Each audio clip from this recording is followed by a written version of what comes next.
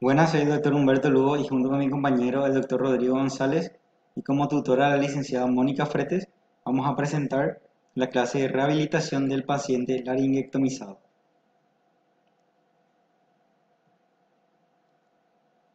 La laringectomía total es el tratamiento de elección en pacientes con cáncer de laringe, en estadios avanzados, siendo la consecuencia más inmediata y más importante para el paciente la pérdida de la voz.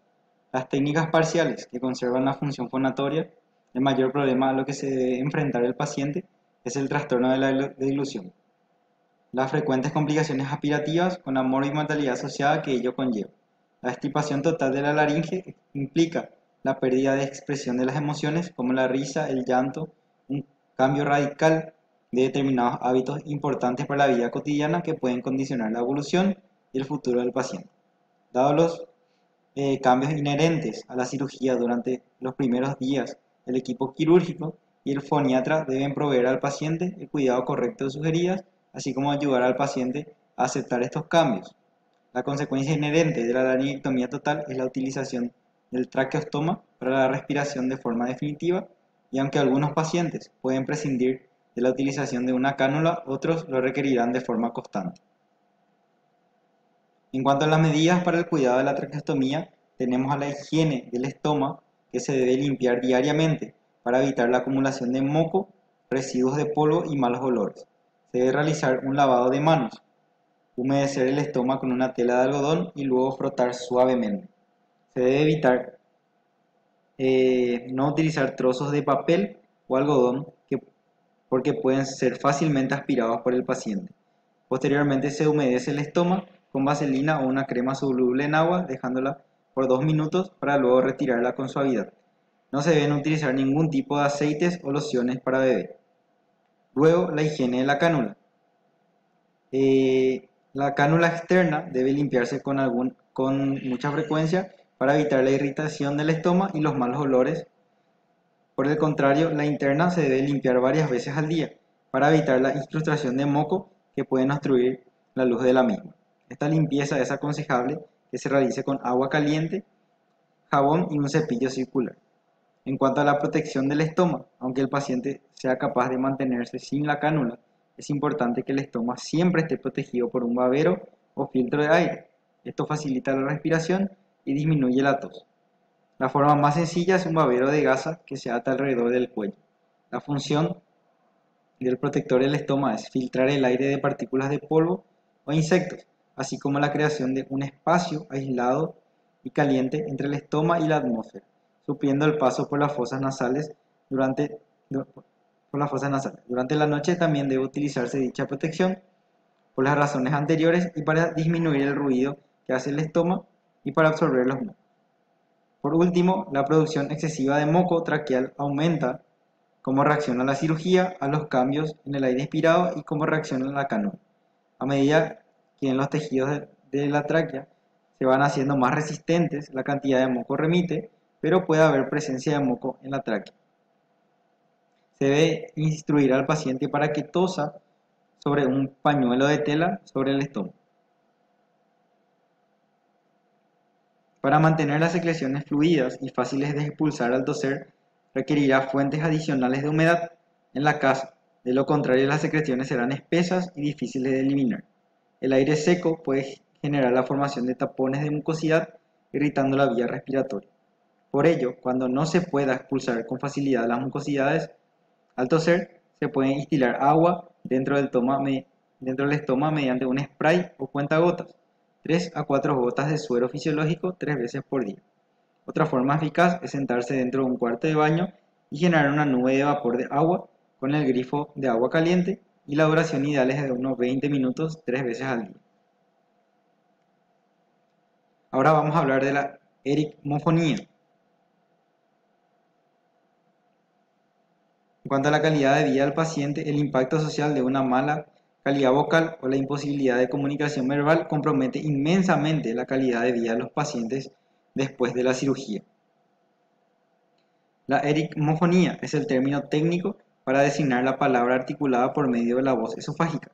Con el tratamiento logopénico no solamente se recupera la fonación, sino que se llega a crear un órgano sustitutivo, neoglotis o boca esofágica. El objetivo para el paciente es encontrar una fuente de producción de sonidos que le permita comunicarse. Esta consiste en la introducción de aire en el esófago y luego permitir que sea expulsado de forma controlada, haciendo vibrar el segmento faringoesofágico, produciendo un tono que se utiliza como fuente sonora y que será moldeado por el tracto supravocal, al igual que en las personas sin la laringectomía. Como norma, el aire entra en el esófago solo cuando hay una presión intraoral suficiente para vencer el esfínter esofágico superior. La habilidad para la toma y liberación de aire es la clave para tener una erigmofonía fluida, y el primer paso para los pacientes es entender sus cambios anatómicos y fisiológicos para la producción de la voz.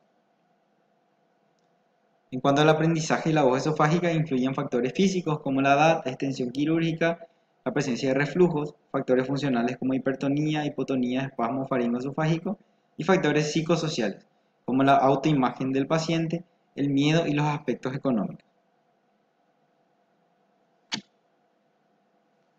Los objetivos de la erigmofonía son poder fonar cuando el paciente desee, la toma de aire rápidamente, articular entre 4 y 9 sílabas por toma de aire y hablar con un ritmo de entre 85 y 129 palabras por minuto y tener una buena inteligibilidad.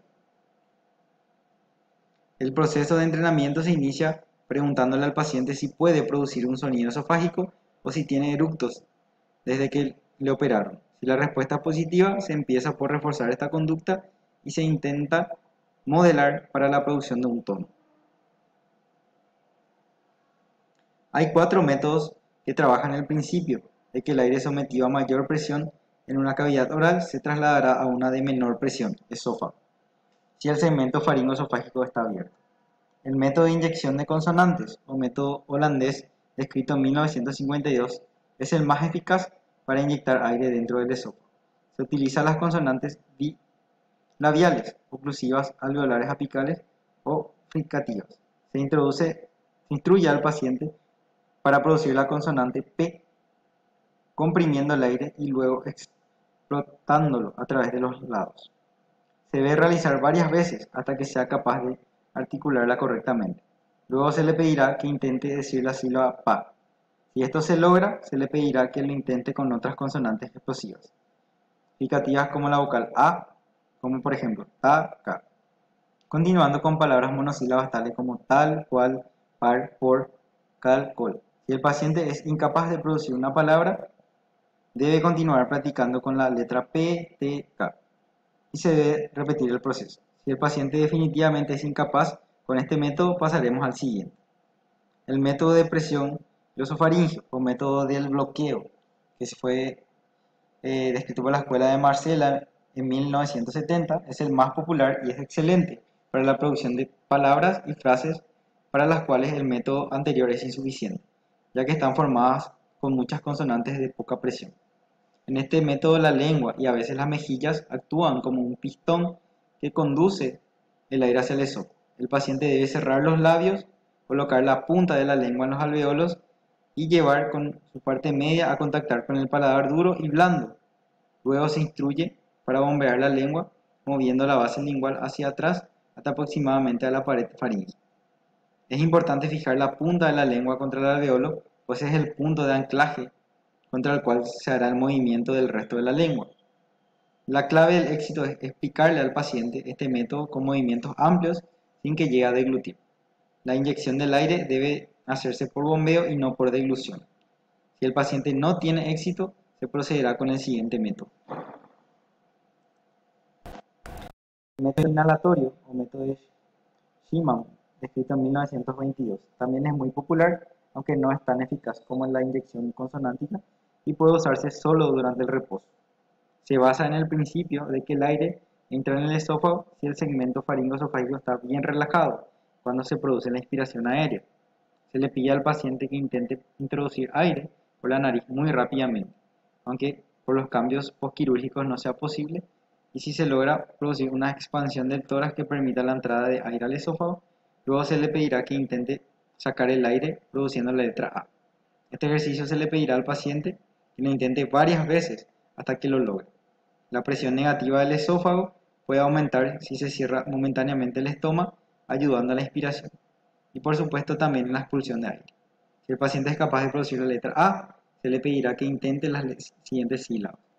Ta, ca, pa. Y luego las domine las palabras monosílabas. Anteriormente enunciadas, se probará de nuevo el método de inyección consonántica o el método glosofaringeo. Estos métodos de voces esofágicas pueden utilizarse solos o combinados a medida que el paciente desarrolle su habilidad para el habla. El cuarto método, el deglutorio, es el más lento y además presenta aspectos poco agradables, por lo que debe usarse solo en la última instancia. Método de la deglución o clásico de Guzmán, escrito en 1909, es el menos eficaz. Se basa en la apertura manual, pero natural del esófago con la deglución y puede llenarse de aire para ser utilizado en la fonación.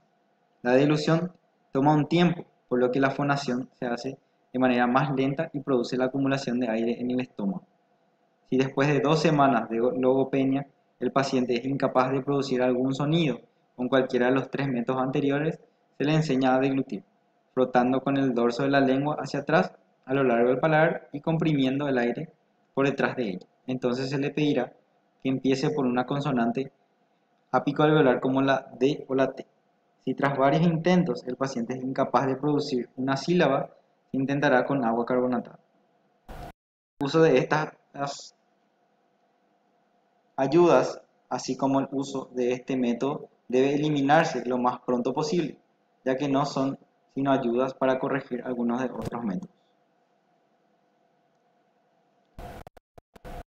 Vamos a mostrar.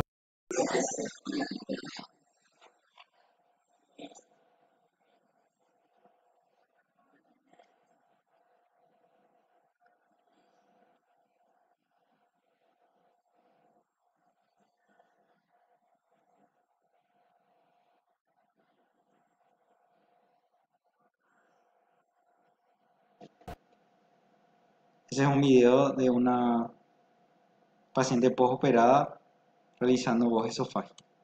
Tenemos otro video.